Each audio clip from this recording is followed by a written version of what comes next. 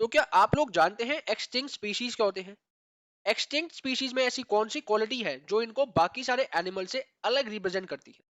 आज इस वीडियो में आज हम बात करेंगे एक्सटिंक्ट स्पीशीज के बारे में, और एक ऐसा extinct species specific community of bird जो एक्सटिंक्ट हो चुके हैं, जिनका नाम है डोडो बर्ड। तो चलिए स्टार्ट करते हैं आज की वीडियो को।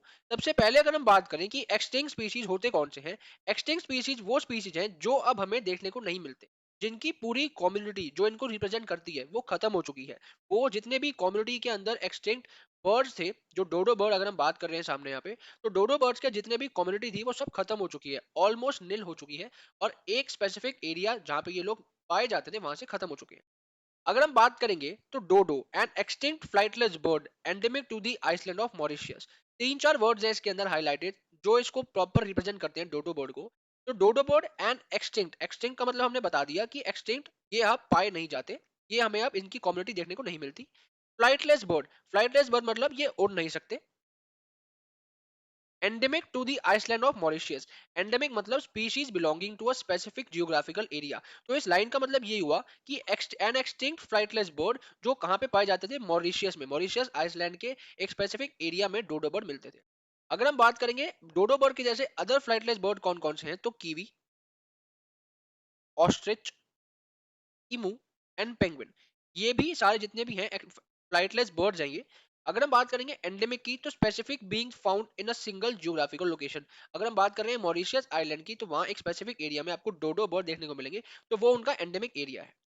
अब हम बात करते हैं कि endemic versus native species. Endemic species वो वाले हो गए जो हमें मिलेंगे सिर्फ एक एरिया में, will be found in a specific area. And native हो गए can be found in many areas. अब सपोज हम बात कर रहे हैं मॉरिशियस आइलैंड की, तो मॉरिशियस आइलैंड पे आपको सिर्फ एंडेमिक एरिया है डोडो बर्ड्स का। सिमिलरली नेटिव में अगर हम बात करेंगे तो पेंगुइन का कोई स्पेसिफिक एरिया नहीं है कि पेंगुइन सिर्फ इसी जगह पे पाए जाएंगे, काफी सारी जगह पे पाए जा सकते हैं।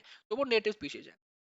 अब हम बात करते हैं इसके बारे में कि जो डोडो है उसके कॉजेस क्या हैं एक्सटिंक्शन के, बेसिकली कि ये जो कम्युनिटी है ये पूरी खत्म कैसे हुई। तो चार मेन रीजन है इनकी। हैबिटेट डिस्ट्रक्शन, पॉपुलेशन बढ़ने की वजह से, जनरल ह्यूमन पॉपुलेशन बढ़ने की वजह से इनकी हैबिटेट में डिस्ट्रक्शन आई, सबसे बड़ा रीजन ये हो गया। सेकंड हो गया invasive species plus lack of adaptation, जो भी इनकी कम्युनिटी थी वो अडेप्ट नहीं कर पाए स्पेसिफिक उसी एरिया को, इसलिए ये एक्सटेंट हुए। लिमिटेड रिप्रोडक्टिव कैपेसिटी, इनकी रिप्रोडक्शन कैपेसिटी बहुत ही ज्यादा स्लो होती है और अपने फेवरेबल कंडीशंस के अंदर ही ये रिप्रोड्यूस करते हैं। यहाँ पे नोट भी लिखा हुआ है कि dodo has a slow reproductive rate, तो काफी स्लो रिप्रोडक्टिव रेट है जिसकी वजह से लिमिटेड रिप्रोडक्टिव कैपेसिटी देखने को मिलती है, और production reproduction of young ones बहुत कम होता है, इसलिए ये भी एक कॉज ऑफ एक्सटिंक्शन है।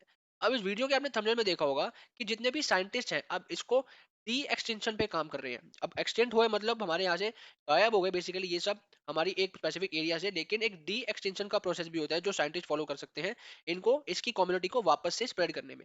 सबसे पहला जो पॉइंट है यहाँ पे, to bring back an extinct species scientist need to know the complete generic formation. उनकी कंप्लीट जेनेरिक फॉर्मेशन के बारे में इंफॉर्मेशन होनी चाहिए साइंटिस्ट के पास, अगर उनको डी एक्सटेंशन पे सबसे पहला स्टेप हमारा लेना है। तो अगर हम बात करेंगे इसके अंदर कौन कौन सी चीजें उनको पता होनी चाहिए, कलर, विंग्स, वेदर, डिजीजेस, और अलग कोई भी जेनरिक, अगर हम बात करें कोई जेनरिक इंफॉर्मेशन है तो उनको पता होनी चाहिए। फर्स्ट स्टेप होने के बाद इसकी रिसर्च कंप्लीट हो जाएगी इसके एंटायर जीनोम के ऊपर, जितने भी जीन्स हैं इनके एंटायर आप रिसर्च कंप्लीट कर लेंगे जो भी साइंटिस्ट हैं। सेकंड, अब इसके साथ के दो और ऐसे स्पीशीज हैं जो आप कह सकते हो डोडो बर्ड के कजन्स हैं, उनके ऊपर भी जीनोम जीनोम सीक्वेंसिंग फॉलो करी जाती है, उनके भी जितने भी जीन्स हैं उसकी सारी इंफॉर्मेशन इनके पास होनी चाहिए। तो दो ऐसे कजन हैं इसके, रॉड्रिगो सॉलिटियर एंड निकोबार पिजन, इन दोनों के ऊपर भी जीनोम सीक्वेंसिंग होगी, इनकी सारी जेनरिक इंफॉर्मेशन साइंटिस्ट के पास आ जाएगी। थर्ड पॉइंट है कि scientist have the primordial germ cells, cells before the formation of egg and the sperm. Basically egg and sperm को फॉर्म होने से पहले जो सेल्स होते हैं वो साइंटिस्ट के पास ऑलरेडी हैं अभी, जो कि हमें इनके और इनके रिपोर्ट्स के हिसाब से पता चले। तो साइंटिस्ट के पास ऑलरेडी इनके पास सेल्स हैं। अब इनको डी एक्सटेंशन करने के लिए फाइनली क्या करेंगे scientist, the PGCs will be inserted in a sterile chicken and a roster.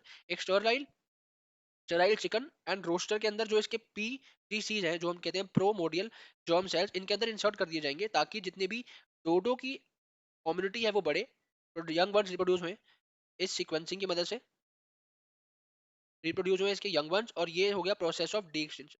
तो आज हमने बात करा कि what are extinct species. Extinct species में हमने एक स्पेसिफिक स्पीशी पढ़ा जो कि था डोडो बर्ड, इसकी डी एक्सटेंशन के बारे में पढ़ा। अगर आपको वीडियो पसंद आई हो तो वीडियो को लाइक कर लेना और चैनल को सब्सक्राइब कर लेना, और ताकि कोई भी वीडियो है मिस ना आप तक पहुंच जाए। आपके एक सब्सक्राइब से मोटिवेशन मिलेगा हमें और ऐसी वीडियोस लेके आने का, और ऐसी इन्फॉर्मेटिव वीडियो लेके आएंगे जल्दी से चैनल के ऊपर।